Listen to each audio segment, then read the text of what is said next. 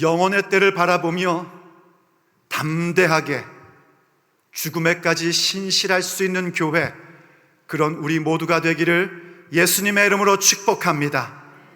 주님께서 우리에게 이미 주신 능력, 달리는 말과도 경주할 수 있는 그 능력이 발휘되어 마침내 승리의 관, 생명의 면류관을 받는 우리 모두가 될 줄로 믿습니다. 주님께서 말씀하셨습니다.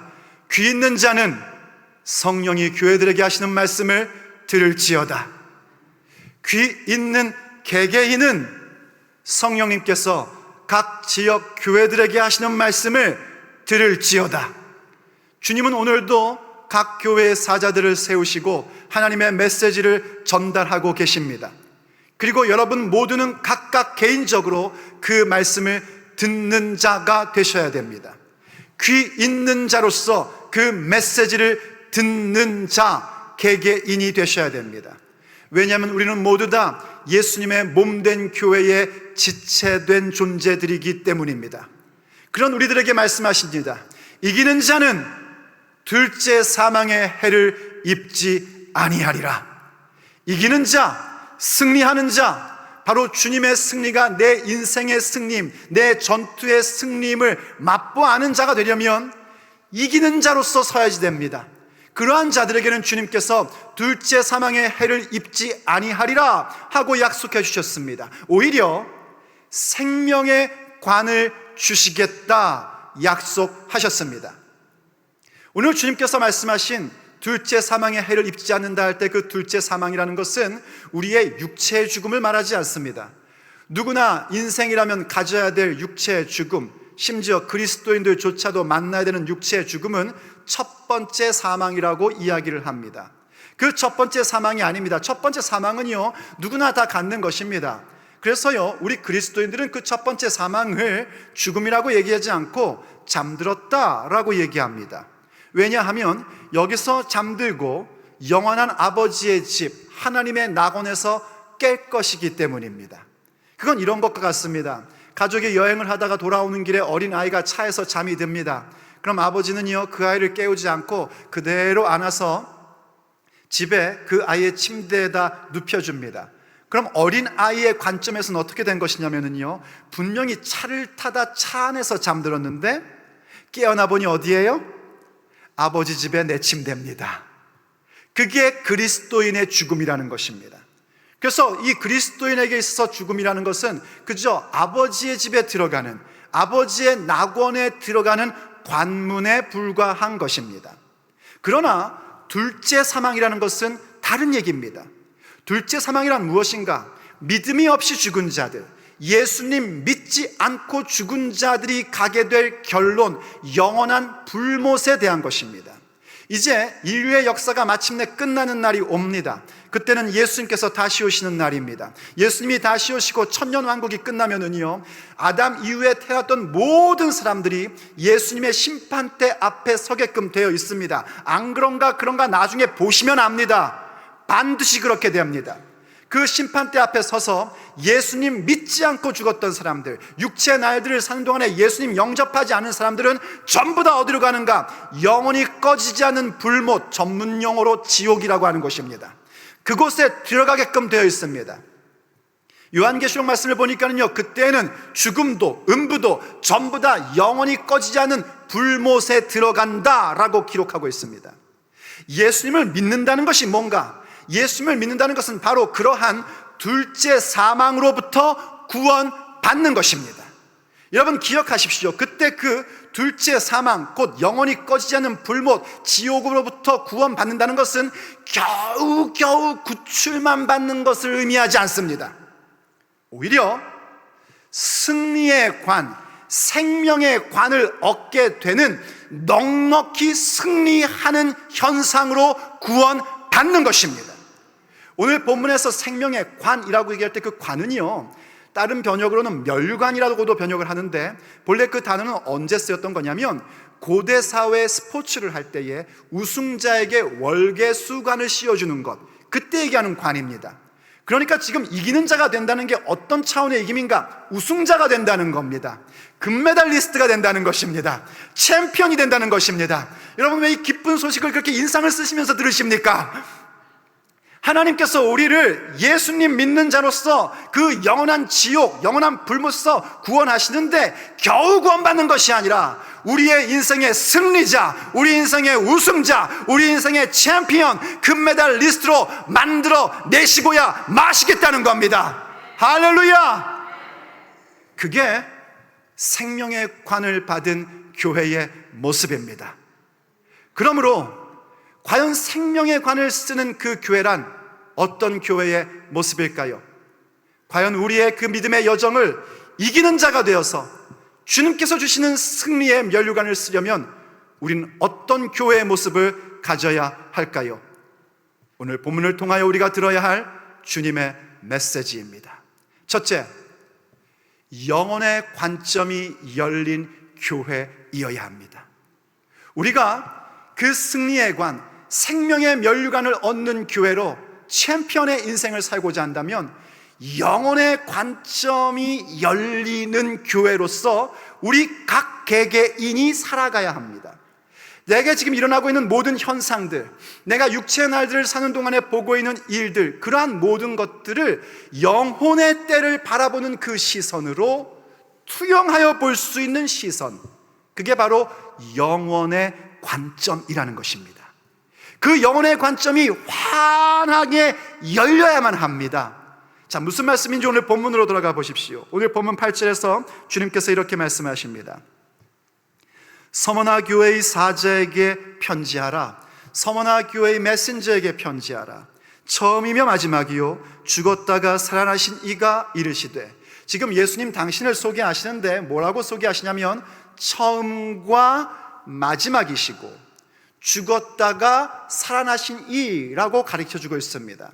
본래 이 서머나라는 지역은요, 그 역사의 책을 보면 굉장히 부유한 도시였다고 얘기를 합니다. 또 어떤 기록을 보면은요, 이른바 그 당시에 황제 숭배, 그것을 첫 번째로 했던 도시였다고도 합니다. 그래서인지 로마 정부로부터 많은 후원과 지지를 받았어요.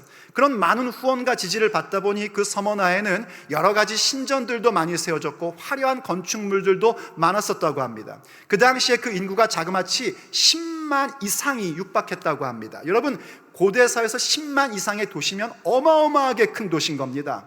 그리고 그 도시는요, 또 중세 때처럼 그렇게 아주 발달된 건 아니지만 그 도시 안에서 이른바 그 사업하는 상업하는 사람들의 길드가 형성되어 있었다고 합니다. 그리고 그 장사하는 사람들의 길드는 그 서머나의 모든 경제의 흐름을 딱 움켜쥐고 있었다고 합니다. 그런 서머나에 살고 있는 교회에게 주님께서 지금 당신 자신을 어떻게 묘사하고 있냐면 처음과 나중이랍니다. 처음 혹은 나중이 아니고요, 처음 그리고 나중이라고 소개하십니다. 이 얘기는 무슨 얘기냐면 우리 예수님이 모든 시간의 주관자시다라는 얘기고요, 모든 시간을 주관하실 수 있는 분은 오직 영원하신 하나님 한 분뿐이십니다. 그래서 지금 서머나 교회에게 내가 처음이고 마지막이다 하시는 것은 우리들에게 영원의 때를 생각하게 하고 그 영원을 볼 수 있는 말씀을 하고 계신 겁니다. 그리고 당연히 죽은 자 가운데 사시니 부활에 대한 말씀입니다. 지금 서머나 교회에게 하시는 말씀이 바로 부활이시며 영생을 주시는 예수 그리스도를 바라보라고 말씀하고 계신 것입니다. 왜 그렇게 하셨는가? 그토록 부유한 도시인 서머나에 살고 있는 교회의 실상은 어땠냐면 많은 환난과 궁핍 가운데 있었기 때문입니다. 9절을 보십시오. 내가 내 환난과 궁핍을 알거니와 실상은 내가 부요한 자니라. 자칭 유대인이라 하는 자들의 비방도 알거니와 실상은 유대인이 아니요 사탄의 회당이라 하고 말씀해 주십니다. 이 서머나 교회가 어떤 상태에 있었는가? 환난이 있었답니다. 여기 환난이라는 성경의 언어는요, 어떤 의미를 갖고 있냐면 뭔가에 굉장히 짓눌려 있어서 찌그러진 상태를 얘기하는 겁니다. 여러분, 왜 살다 보면 그럴 때 있죠? 무슨 막 큰 돌덩어리가 내 가슴을 꽉 짓누른 것 같은 그런 상황, 답답한 일을 만난 상황, 그거를 환난이라고 얘기하는 겁니다. 그리고 여기 궁핍이라는 것은요, 그 서머나 지역이 워낙에 막 잘 사는 도시라 해가지고 교회 다니는 사람은 그 사람들과 비교할 때 조금 경제적으로 못 사는 이 차원의 얘기가 아닙니다. 절대적 빈곤 상태를 얘기하는 겁니다. 그리고 그 절대적 빈곤 상태가 온 원인은 어디에 있는가? 유대인들의 비방 때문이었습니다. 고대 사회 유대교는요, 로마 정부로부터 인정받는 공인된 종교 중에 하나였습니다. 그리고 기독교는 마치 이 유대교의 한 분파처럼 취급이 되어 있었습니다. 근데 여러분, 성경을 읽어보시는 분은 아시지만은요, 우리 그리스도인들이 유대인 회당에 가서 먼저 복음을 증거합니다. 그런데 그때 복음을 받는 사람들은 아주 적은 숫자였고, 대부분의 유대인들은 복음을 거절했습니다. 그리고 쫓아냈고요, 자신들이 살고 있는 도시에서 복음 증거자들을 내쫓는 데에 온 힘을 사용했었습니다. 서머나에 있던 유대인들도 마찬가지였었습니다. 예수님 믿는 사람들 전부 다 회당에서 쫓아내는 것뿐만이 아니라 오히려 이들을 비방하여서 바로 그 지역에 있었던 상업 길드 안에 들어오지를 못하게 만들어버리는 겁니다. 먹고 살 길을 막막하게 만들어버리는 거예요. 그런 존재들 전부 다 하나님, 유일하신 하나님을 믿는 자들이라고 하는데 실상은 뭔가 주님께서 가르쳐 주셨습니다. 사탄의 회당이라는 겁니다. 그런 상황 가운데 있는 것이 지금 서머나 교회의 현실이었습니다. 우리도 그럴 때가 있지 않습니까? 예수님 믿는 믿음으로 살아가다가 답답한 일을 만날 때가 있습니다. 여러분, 이제는요, 미국에서 신앙생활을 공식 석상에서 표현하고 산다는 게 참 힘든 세상이, 힘든 시절이 되었습니다. 참 이상하지 않습니까? 공식 석상에서 다른 종교는 괜찮답니다. 그런데 예수님의 이름으로 기도했습니다는 하지 말랍니다. 그게 지금 미국의 현 주소입니다. 대한민국도 마찬가지입니다. 이상한 사람들은 전부 다 이해하고 받아들여야 된답니다. 그런데 기독교인들의 복음운동과 부흥운동에 대해서는 전부 다 거부하고 터부시하는 것이 지금 현재의 모습입니다. 그래서 우리가 믿음을 가지고 살아가고 말씀대로 살아가다 보면은요, 그런 환난, 답답한 일을 만날 때가 있고요, 경제적으로 어려움을 겪을 때도 있습니다. 여러분, 가끔씩 뉴스에 나오지 않습니까? 정말 하나님의 말씀의 원칙에 의하여 내가 장사를 하려고 하는데 그거로 인하여 손해를 보고 고소를 당하는 경우도 생깁니다. 이런 일들이 현재 우리에게도 있단 말입니다. 어디 그뿐입니까? 정말 교회에서 막 그냥 장로님이라고 그러고 권사님이라고 그러고 그래서 굉장히 거룩한 사람인 줄 알았는데 나중에 알고 보니까 나를 비방하며 다녔답니다. 그런 일들도 만날 때가 있더란 말입니다. 그때 주님께서 우리에게 하시는 말씀이 뭔가? 나는 처음과 마지막이며 죽었다가 다시 살아난 분이다 하고 가르쳐 주신 겁니다.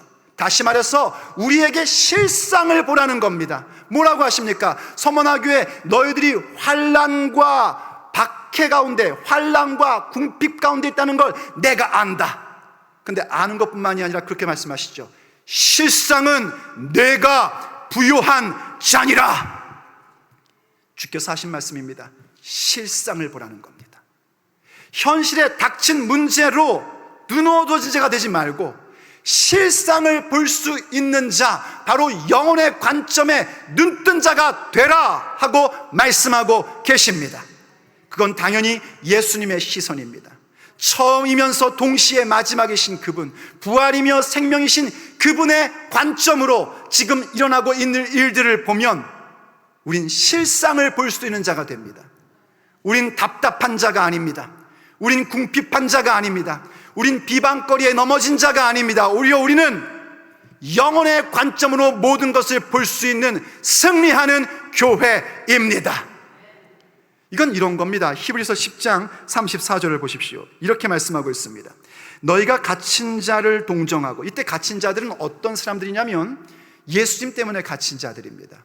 여러분, 예수님 때문에 옥에 갇히는 일들도 앞으로는 생기게 될 겁니다. 언젠가 그런 일들이 생길 거예요. 대환란의 시기가 오면 그런 일들이 이뤄집니다. 그럴 때 우리 예수님 믿는 사람들은 그들을 동정할 수밖에 없습니다. 이때 동정한다는 건 이게 아닙니다. 가서 도움을 준다는 얘기입니다. 그러다 보니 내가 예수님 믿는 사람이라는 게 들통이 납니다. 그래서 나오는 현상이 뭔가 소유를 빼앗기는 일들이 생기더랍니다. 역시 1부나 2부나 3부나 똑같이 소유 빼앗기는 일들에 대해서는 다들 심각한 표정을 지으시는군요. 소유를 그거 좋아할 사람이 어디 있습니까? 그런데 참 이상하죠. 소유를 빼앗기는 것조차도 기쁘게 당한답니다.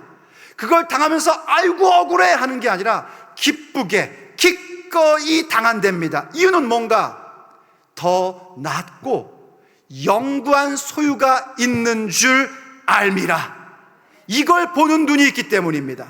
지금 이 땅에서 거를 빼앗긴 정도의 차원에서 실망하고 넘어지는 것이 아니라 오히려 더 좋은 영원한 소유가 내게 있다는 사실을 알기 때문입니다. 그래서 35절에서 이렇게 얘기하죠. 그러므로 너희 담대함을 버리지 말라. 이것이 큰 상을 얻게 하느니라. 할렐루야. 이 영혼의 관점이 열리기를 예수님의 이름으로 축복합니다. 이 눈이 열려야만 합니다. 이걸 볼 줄 알아야 정말 짧은 육체의 날들 가운데에 어떠한 환난과 어떠한 궁핍과 어떠한 비방을 당해도 영구한 소유를 바라보며 믿음의 길을 갈 수 있게 되는 것입니다. 여러분, 왜 공부하는 자녀를 두신 분들한테 뭐라고 얘기합니까? 그대들한테요, 공부 열심히 해라. 요 짧은 시간 네가 공부를 열심히 하면 너의 그 많은 세월이 편안해질 것이다 라고 얘기하지 않습니까? 사실 여러분, 공부 잘한다고 인생이 다 잘 되는 건 아니잖아요. 그럼에도 불구하고 그게 확률이 높으니까, 공부 열심히 하면 인생을 살면서 편안하게 살 확률이 높아지니까 자녀들에게 그 짧은 기간 좀 고생 좀 하라고 그렇게 얘기하는 거 아닙니까? 그런데 그건 사실 확률에 불과합니다. 오늘 하나님께서 우리에게 약속하신 것은요, 확률이 아니라 확신입니다. 확률이 아니라 확신입니다. 그건 이런 겁니다, 여러분. 여러분, 캠프 가보신 적 있습니까? 저도 저희 아이들이 대학생 때까지는요, 참 캠프를 많이 갔습니다. 그럼 캠프를 가면 제 아내가 꼭 한마디 합니다. 뭐 하려고 돈 주고 이런 고생을 하는지 모르겠어. 그럽니다. 근데 그 표정이 진짜 그런 게 아닙니다. 진짜 그럼 다 짐 싸갖고 빨리 집에 가야죠. 근데 진짜 그런 게 아닙니다. 근데 정말 그렇지 않습니까, 여러분? 텐트 치고 잠자리 불편하고 음식을 만들어 먹는데 이건 사실 노력은 더 많이 들어가는데 퀄리티는 뚝 떨어지지 않습니까? 춥고, 그리고 밤잘 때 춥고, 그리고 샤워도 제대로 못합니다. 딱 모습이 홈리스입니다. 그런데도 야, 돈 주고 왜 고생하는지 모르겠어 하면서 막 웃습니다. 좋답니다. 왜 그런 줄 아십니까? 그 캠프 사이트가 내 집이 아니기 때문입니다. 이제 캠프 끝나면 집에 가서 따뜻한 물로 샤워하고 좋은 침대에 누워서 충분히 쉴 수 있는 집이 따로 있으니까 우린 캠프 사이트에서 그렇게 고생하고 이상한 음식 먹어도 불평하지 않고 웃으면서 그 모든 걸 하는 겁니다. 보세요, 여러분. 캠프 사이트 가운데서 고생하는 건 분명한 현실입니다. 그러나 실상은 그 캠프 사이트는 내 집 아닙니다. 실상은 따로 있습니다. 우리 믿음의 여정이 꼭 그와 같은 것입니다. 우리가 지금 믿음의 여정을 가는 것은요, 그냥 캠프 사이트에서 살고 있는 겁니다. 때로는 힘들 수도 있죠. 때로는 정말 배고플 수도 있죠. 때로는 환난과 경제적인 어려움을 겪을 수도 있습니다. 때로는 예수님 믿고 말씀 따르는 것 때문에 비방을 당하는 경우도 있습니다. 때로는요, 하나님께서 복을 주셔서 좀 남들보다 좋은 호텔에서 자고 좋은 음식 먹을 때도 있습니다. 그러나 어떠한 궁핍도, 어떠한 환난도, 어떠한 비방도, 혹은 어떠한 풍요도 결단코 우리의 실상이 아닙니다. 우리의 실상은 주님의 심판대 앞에서 나타납니다. 우리의 실상은 영원한 아버지의 집입니다. 그 눈이 열려야 됩니다. 우리가 인생 가운데 여러 가지 일을 경험하면서도 끝까지 주님께서 주시는 생명의 관을 받는 교회가 되려면 바로 그 영혼의 관점이 환하게 열려야 합니다. 그 관점이 열리면 보입니다. 우리의 실상이 무엇인지. 아무리 현실이 어렵고 힘들고 어두워 보인다 할지라도 우리의 실상은 영원한 천국, 아버지의 집이라는 사실을 확인하게 됩니다. 그러면서 동시에 또 하나 보이는 것이 있습니다. 그것은 바로 이미 내게 허락하신 그 놀라운 권세와 능력이 무엇인지 그 열린 영혼의 관점의 눈을 가지고 우린 확인하게 됩니다. 그것은 바로 믿음의 사람들에게 있는 저력입니다. 그러므로 두 번째, 생명의 관을 얻는 교회는요, 믿음의 저력을 가진 교회입니다. 우리에겐 믿음의 저력이 있습니다. 이 저력이라는 건 어떤 단어의 의미냐면요, 그 속에서 감추어져 있는 든든한 힘, 이것을 가리켜 저력이라고 얘기합니다. 여러분, 우리는 이 저력을 이미 받았습니다. 언제 받은 줄 아십니까? 예수님 영접하시는 그 순간, 예수님을 믿는 그 순간, 이미 예수님의 권세 내 권세, 예수님의 능력 내 능력, 예수님의 승리 내 승리로 이미 주어져 있는 권세와 능력입니다. 이거를 믿음의 저력이라고 얘기하는 겁니다. 그래서 예수님께서요, 그렇게 환난과 궁핍과 비방 가운데 있는 그 서머나 교회를 향하여 너희들이 믿음의 저력이 있다는 것을 깨우쳐 주시면서 그들을 독려하십니다. 이렇게 독려하십니다. 10절 말씀을 보십시오. 너는 장차 받을 고난을 두려워하지 말라. 볼지어다 마귀가 장차 너희 가운데에서 몇 사람을 옥에 던져 시험을 받게 하리니 너희가 10일 동안, 이때 10일이라는 것은 그 캘린더, 달력 날짜로 10일을 얘기하는 게 아니라 짧은 기간, 이렇게 얘기하는, 짧은 기간을 가리키는 말입니다. 그동안 환난을 받으리라 하고 말씀하십니다. 여러분, 지금 상황을 잘 생각하셔야지 따라오실 수 있습니다. 지금 교회가 어떤 상황에 있는가, 교회인 내가 지금 어떤 상황 가운데 있는가, 환난, 답답한 일을 만났습니다. 궁핍, 경제적인 손실과 위기를 만났습니다. 비방, 사람들의 가십거리가 되어가지고요, 참 괴롭습니다. 그런데 주님께서 하시는 말씀이 뭐냐면, 지금 네 그 상황 가운데 내가 있는 거 알고 있는데 너 앞으로 환난을 받을 거야. 지금 너무하신 거 아닙니까? 아니, 앞으로도 환난을 또 당한단 말이에요. 지금도 힘들어서 정말 입에서 단내가 나는데 앞으로도 또 너희가 환난을 당할 것이다, 이렇게 말씀하시는 겁니다. 해도 진짜 너무하시네. 그런데 해도 너무하신 게 아닙니다. 그 하신 말씀이 뭐냐면, 그래서 두려워하지 말랍니다. 여러분, 분명히 염려하고 두려워할 일입니다. 지금도 힘든데 더 앞으로도 큰 어려움이 있을 것이라면 우린 염려하고 두려워할 수밖에 없습니다. 그런데 왜 주님은 두려워하지 말라고 하시는가? 우리에게 이미 그것을 넉넉히 이길 수 있는 믿음의 저력을 주셨기 때문입니다. 그거 깨달으라는 것입니다. 그거를 너희들이 갖고 있다는 사실을 알고 그걸 발휘할 시간이 되었다는 거예요. 언제요? 고난의 때요. 여러분, 혹시 고난받는 거 좋아하십니까? 감사하게도 여기는 아무도 없으시네요. 2부에는 막 그런 듯한 표정을 짓는 분이 있어서 제가 그랬습니다. 그럼 제 것도 가져가십시오 그랬습니다. 그러려고 그랬더니 아무도 안 계시네요. 고난당하는 거 저는 싫습니다. 저는 고난을 싫어하는 사람입니다.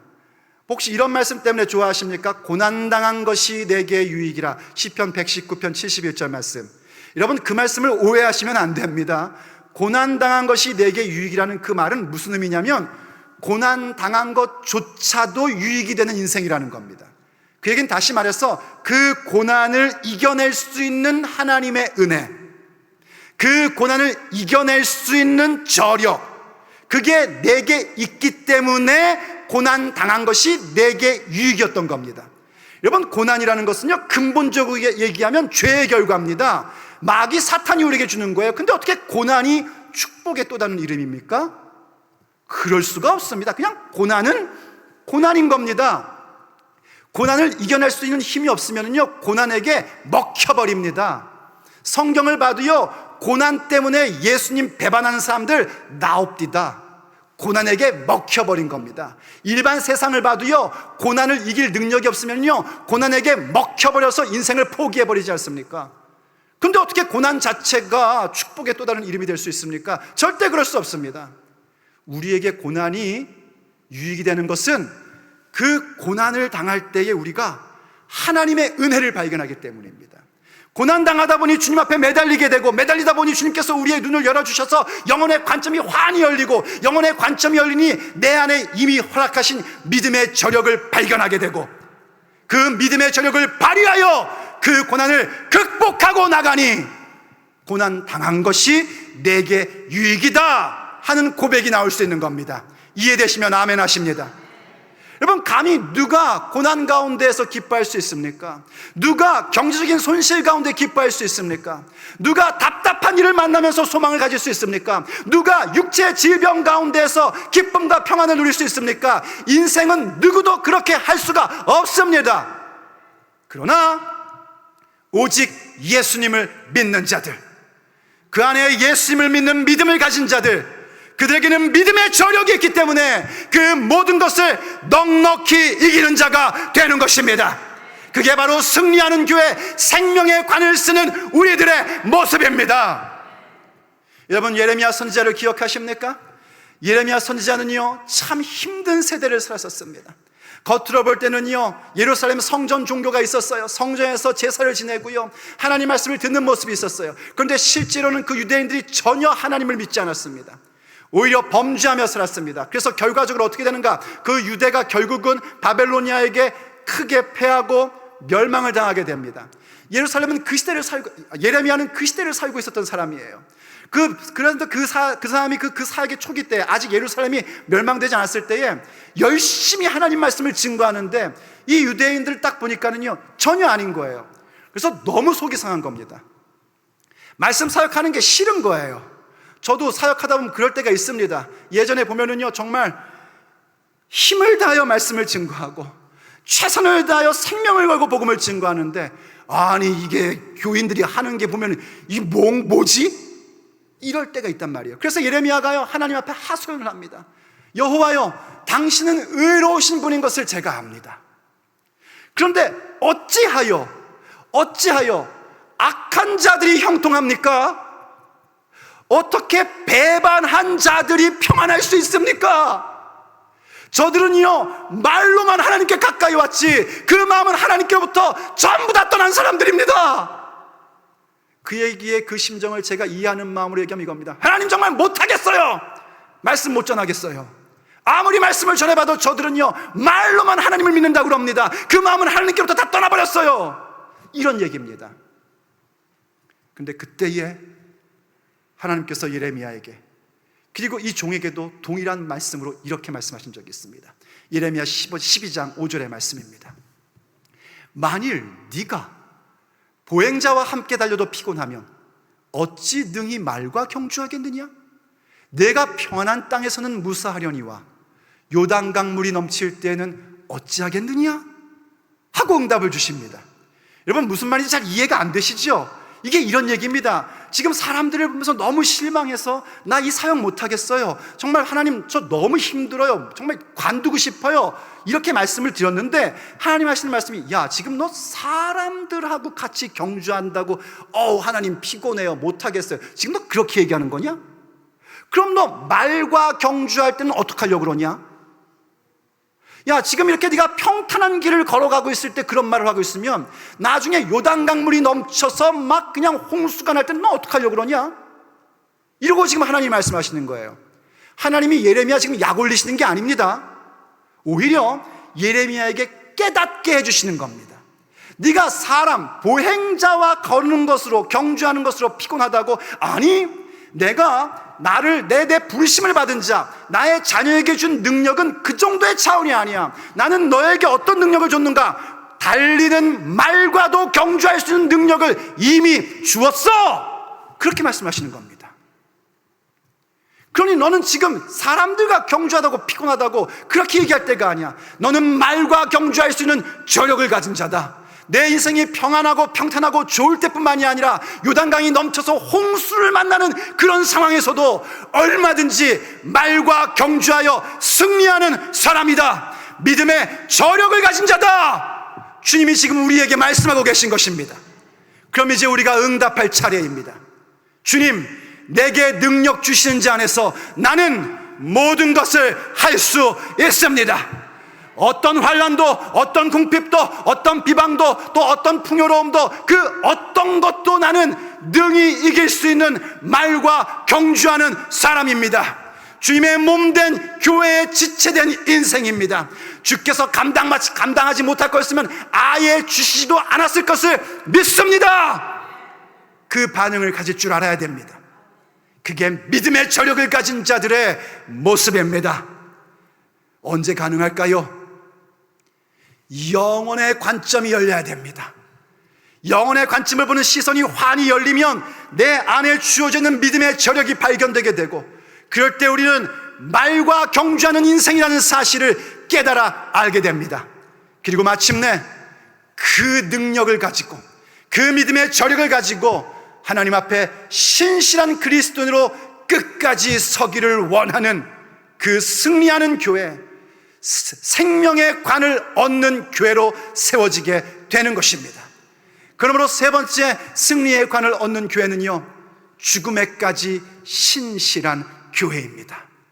우리는 죽음에까지 신실할 수 있는 교회입니다. 왜냐하면 이미 믿음의 저력을 가진 교회이고 그것을 볼 수 있는 영혼의 관점이 열린 교회이기 때문입니다. 죽음에까지, 그것이 순교의 자리라 할지라도 그때 하나님이 내게 은혜 주시면 기꺼이 그때에도 신실한 그리스도인으로 설 수 있는 자, 그들이 바로 이기는 자요, 예수님의 승리가 내 인생의 전투 가운데 승리로 임하는 자입니다.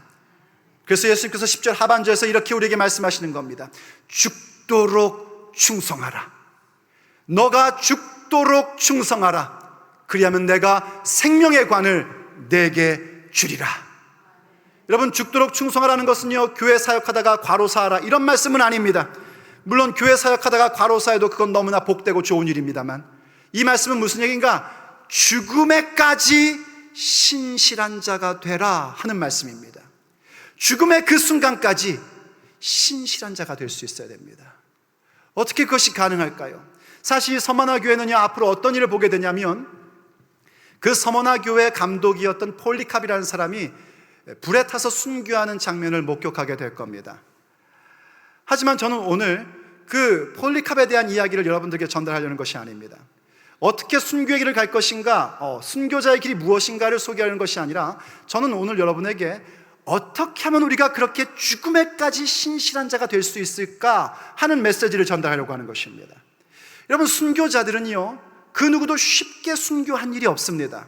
우리가 그 순교자들의 어떤 그 모습을 영화 같은 것을 통해서 보니까 굉장히 덤덤하게 간 것처럼 보이지만, 실제 순교자의 모습을 목격한 책들, 일테면 김은국의 순교자라든지 혹은 앤도 슈샤크의 침묵이라든지 이런 책들을 보면은요, 그 순교의 순간에 모든 순교자들은 정말 힘들게 그 길을 갔습니다.